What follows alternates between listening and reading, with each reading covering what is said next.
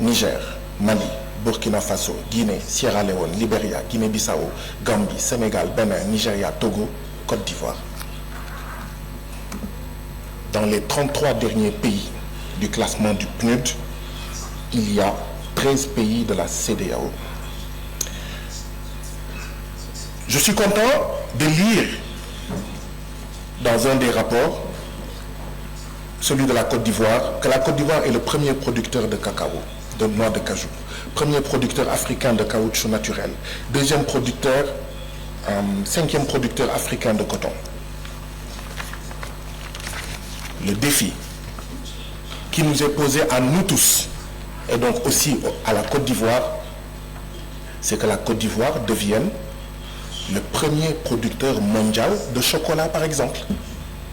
Parce que quand on est le premier producteur de cacao, comment ça se fait qu'on n'est pas premier producteur de chocolat?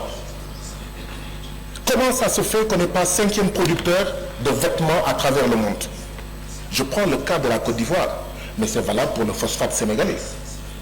On a du phosphate, c'est d'autres pays qui nous vendent de l'engrais. Ils prennent notre phosphate, ils l'amènent et nous vendent de l'engrais. Voilà les défis auxquels nous sommes confrontés.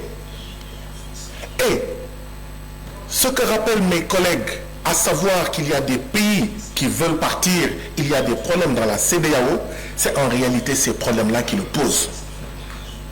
En 2023, le deuxième contingent le plus important de migrants irréguliers entrant en Italie par Lampedusa, c'était des Ivoiriens.